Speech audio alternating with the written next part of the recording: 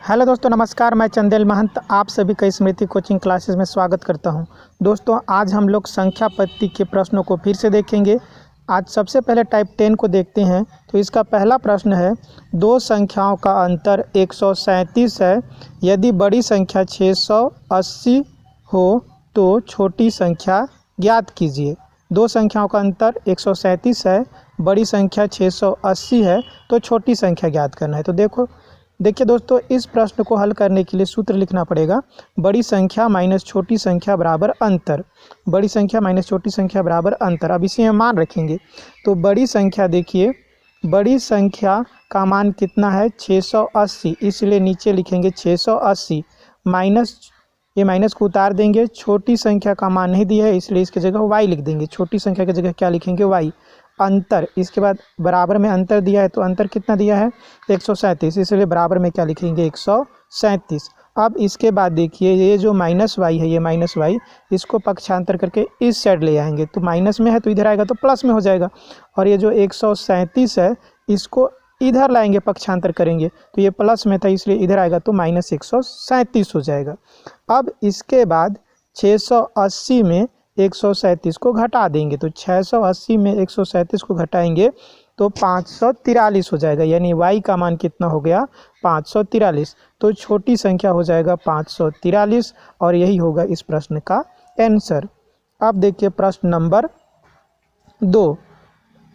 यदि दो संख्याओं का अंतर 70 है तथा छोटी संख्या 135 है तो बड़ी संख्या क्या होगी। इसमें बड़ी संख्या निकालना है, तो वही सूत्र लिखेंगे, बड़ी संख्या माइनस छोटी संख्या बराबर अंतर। बड़ी संख्या इसमें निकालना है इसलिए x लिख देंगे उसके जगह। छोटी संख्या का मान दिया है 135 है तो 135 लिख देंगे, बराबर अंतर दिया है 70, इसलिए बराबर में क्या लिखेंगे 70। अब देखिए इसके बाद ये जो माइनस 135 है, इसको पक्षांतर करके इधर ले आएंगे। 135 को पक्षांतर करके इस साइड ले आएंगे तो क्या हो जाएगा, माइनस था इधर आया तो क्या हो जाएगा प्लस हो जाएगा। अब ये 70 और 135 को जोड़ देंगे, तो 70 और 135 को जोड़ेंगे तो 205 हो जाएगा। यानी x का मान आया 205, तो यही हो जाएगा बड़ी संख्या। इसका आंसर हो जाएगा 205। इसके बाद देखते हैं प्रश्न नंबर 3। यदि दो संख्याओं का योग 600 है तथा बड़ी संख्या 420 है तो छोटी संख्या ज्ञात कीजिए। इसका सूत्र होगा बड़ी संख्या प्लस छोटी संख्या बराबर योगफल। क्योंकि इसमें योग दिया है, योगफल दिया है इसलिए। तो देखिए बड़ी संख्या का मान कितना है 420, इसलिए बड़ी संख्या के 420 लिख देंगे। छोटी संख्या निकालना है इसलिए छोटी की संख्या की जगह y लिखेंगे, और योगफल दिया है 600 इसलिए बराबर में क्या लिखेंगे 600। अब y तो नीचे उतर जाएगा, ये 420 को पक्षांतर करके इधर ले आएंगे तो माइनस 420 हो जाएगा।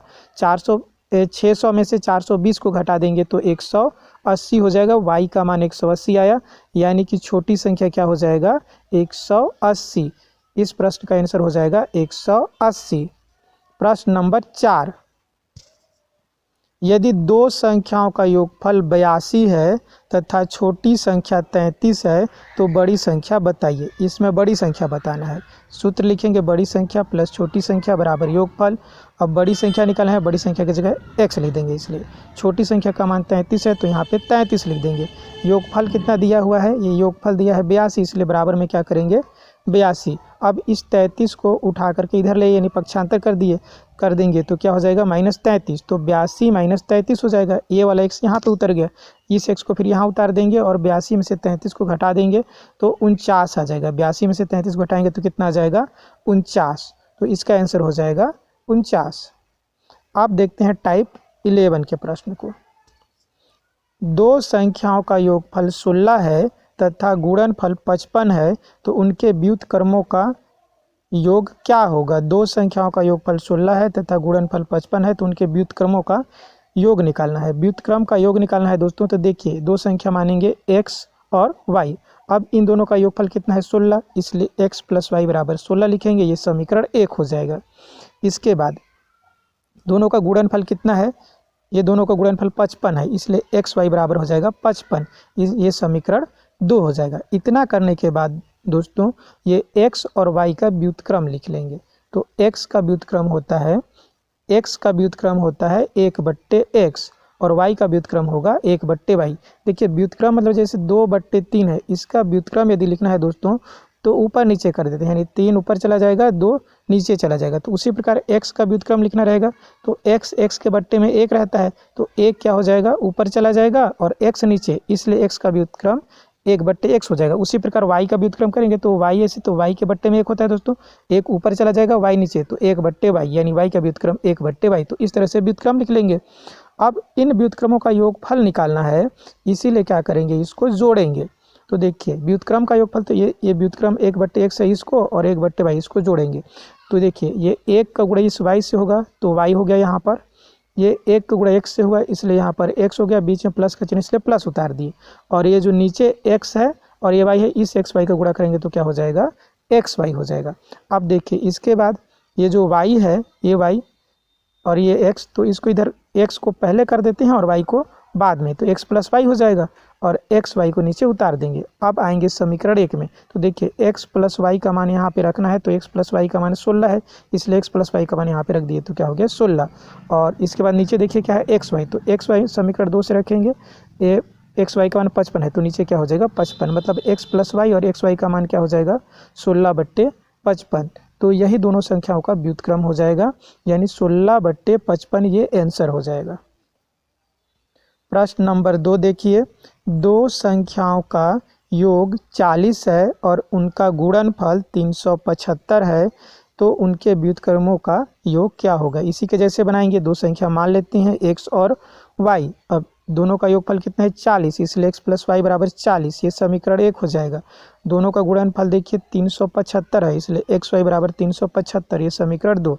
अब ये जो x और y का क्या लिख लेंगे व्युत्क्रम, तो x का व्युत्क्रम 1/x होगा और y का व्युत्क्रम 1/y। अब ये व्युत्क्रम जो है इन दोनों का योगफल निकालेंगे यानी जोड़ेंगे, तो 1/x + 1/y लिख लेंगे। इसके बाद देखिए ये 1 का गुणा y से करेंगे तो y हो जाएगा और ये 1 का गुणा x से करेंगे तो x हो जाएगा। ये वाला प्लस के चिन्ह को बीच में उतारेंगे और ये x नीचे का जो xy है उसका गुणा करेंगे तो xy हो जाएगा।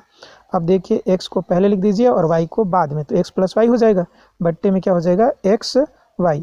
अब इसके बाद समीकरण 1 से मान रखेंगे, तो x + y का मान कितना है, x + y का मान 40 है, इसलिए यहाँ पे 40 लिखेंगे और xy का मान कितना है 375, तो यहाँ पे हो जाएगा 375।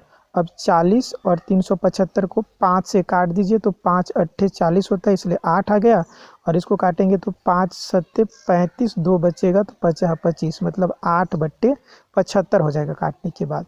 तो इसका आंसर हो जाएगा दोस्तों 8/75। अब देखते हैं टाइप 12।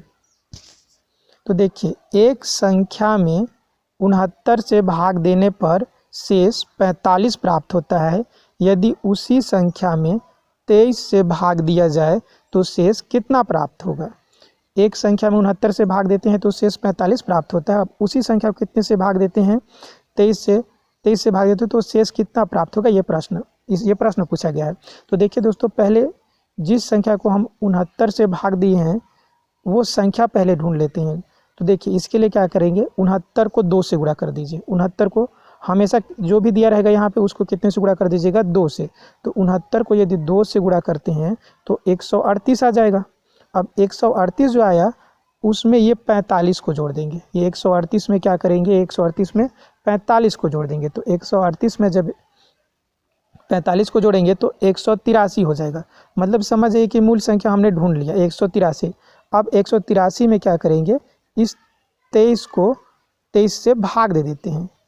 तो इसको भाग देंगे तो ये हो जाएगा 23 7 161, 23 7 161। तो 3 में से 1 गया तो 2 और 8 में से 6 गया तो 2, यानी शेषफल कितना आया 22 आया। तो यही आंसर हो जाएगा। यानी 183 है उसको यदि 69 से भाग देते हैं तो शेषफल 45 प्राप्त होगा, और यदि 23 से भाग देते हैं तो शेषफल कितना प्राप्त होगा 22 प्राप्त होगा। शेषफल ये 22 प्राप्त होगा। अब देखिए प्रश्न नंबर 2। एक संख्या को जब 49 से विभाजित किया जाता है तो उसका शेषफल 32 आता है। उसे 7 से विभाजित किया जाए तो शेषफल कितना आएगा। इसको भी सेम टू सेम उसी के जैसे बनाना है। तो यहाँ पे 49 है, तो 49 का गुणा 2 से कर देंगे, तो 49 गुणे 2 करेंगे तो 98 हो जाएगा। अब इस 98 में ये जो 32 है, इस 32 को जोड़ देंगे, तो 98 में 32 को जोड़ेंगे तो कितना हो जाएगा 130 आएगा दोस्तों। अब 130 मूल संख्या मिल गया, समझ जाइए। तो 130 को क्या करेंगे 7 से भाग देंगे। अब 130 को 7 से भाग देंगे तो ये हो जाएगा 7 एक कम 7। अब 13 में से 7 को घटाएंगे तो 6 हो गया, ऊपर से 0 उतार लेंगे तो 60 हो जाएगा। अब 7 अट्ठे 56 हो गया। अब 60 में से 56 घटाएंगे तो कितना आ जाएगा 4, यानी शेषफल 4 आया। तो इस प्रश्न का उत्तर भी क्या होगा 4 ही होगा। तो दोस्तों आज बस इतना ही। यदि वीडियो अच्छा लगा हो तो लाइक शेयर और सब्सक्राइब ज़रूर करिएगा। जय हिंद, जय भारत, जय छत्तीसगढ़।